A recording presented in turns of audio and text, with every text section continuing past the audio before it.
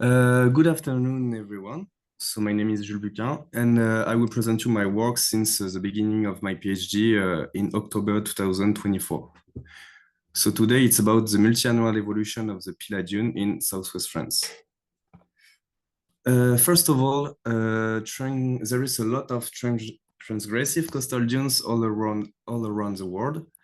But because of dune greening and massive human management in temperate climate latitude, there is less the transgressive dune in free evolution in those latitudes. And there is only few studies about those large free evolving transgressive dunes.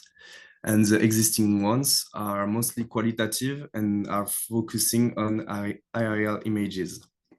So there is a clear need to quantify how those transgressive dunes are evolving and their dynamics.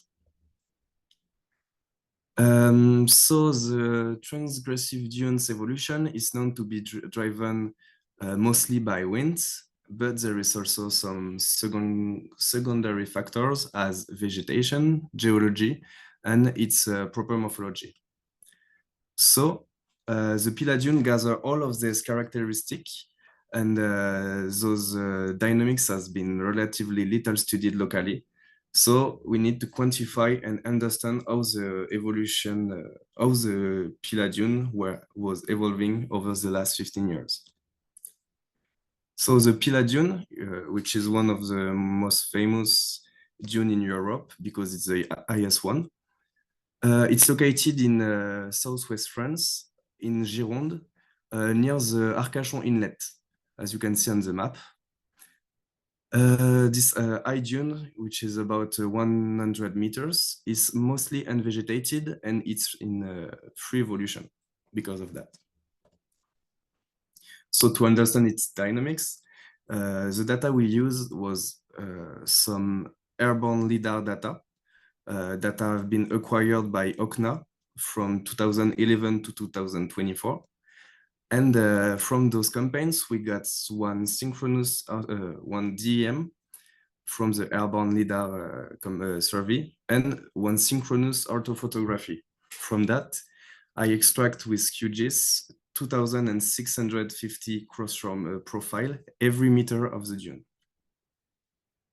Then I choose some parameters to focus on to understand the dynamics of the dune. So first the dune foot, referred as the 6-meter isocontour, the mid-slope isocontour at 50 meters, the dune crest that we automatically detect from the highest point of the dune, the dune volume that so we took for every cross-shore profile, we computed the area of it between the dune foot and the lead slope break, and we summed up all of these areas to get the whole dune volume, and it allows us to compute the volume differential, and once put it in absolute, the dune mobility.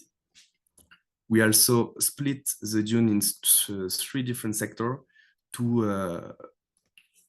have a better understanding of how the dune is behaving.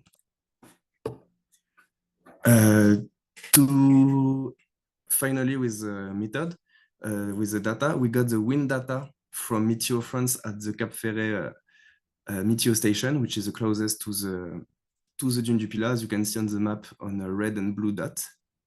So from this hourly wind data, we computed, thanks to Leto and Leto model, the sun transport all over the 15 years, the 13 years of the period. You can see also that the Pilat Dune is facing some north and west wind, but the most intense one are coming from the west. So the first results we got is that the Pilat Dune is moving landward. As you can see on the animation, which is the average of all the cross-shore profile, you get this cross-shore profile. And it gave us a retreat, which is about 3.7 meters of retreat a year since 2011. On the bottom figure, you can see that most of the sun loss is going landward on the back dune. And you can also see some accretion spots that we will talk about later. The second important result that I got was that the Pilat dune is evolving at almost constant rates. So despite a loss of about 500,000 cubic meters since 2011, it just represents less than 1% of the dune total. And when we put it in absolute, this volume difference year after year, we get the absolute metric volumetric difference that we can, it's like the migration of the dune. And when we compare it to the earlier computed transport rates, we can see that with the R-squared coefficient of 0.53, that more than half of the migration of the dune is explained by the wind forcing. Then we noticed a strong variability along shore of the dune. So here are the three sectors that we studied. So the southern one, the central one, and the northern one.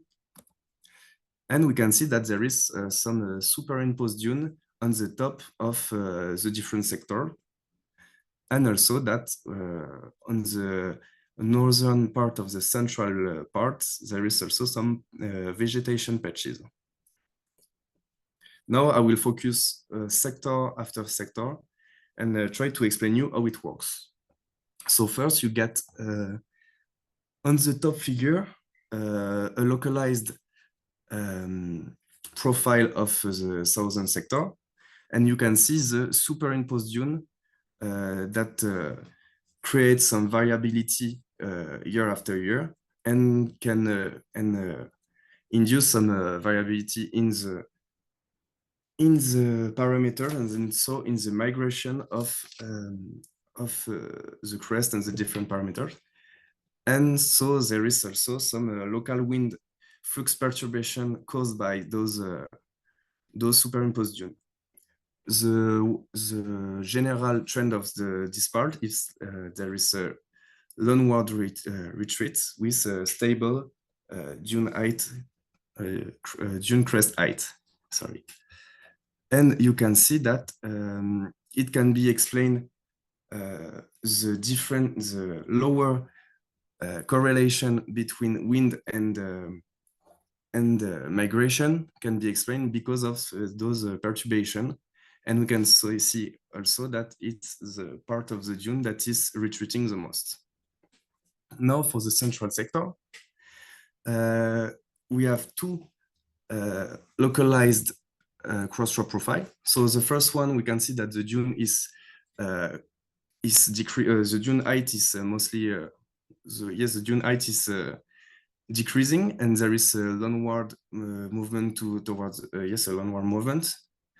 And the second one, we see that there is an accretion on the windward part of the dune, and still a decrease of the dune crest height.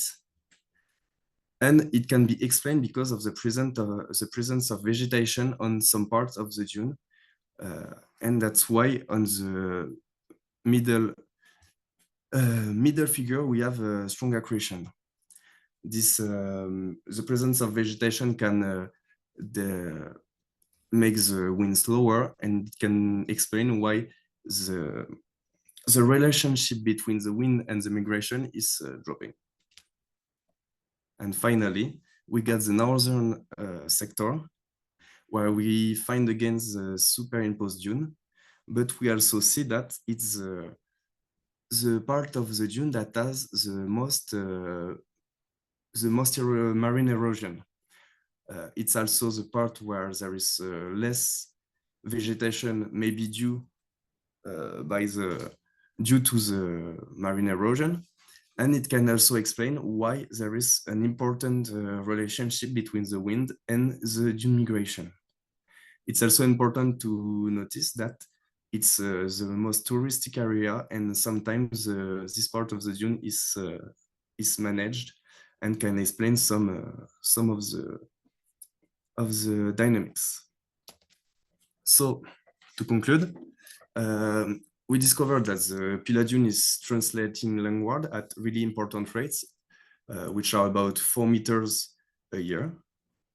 We also observed that almost there is no volume loss, and there is a stable sediment budget. So not a big amount of sediment go off the dune, and not a big amount of sediment go on the dune.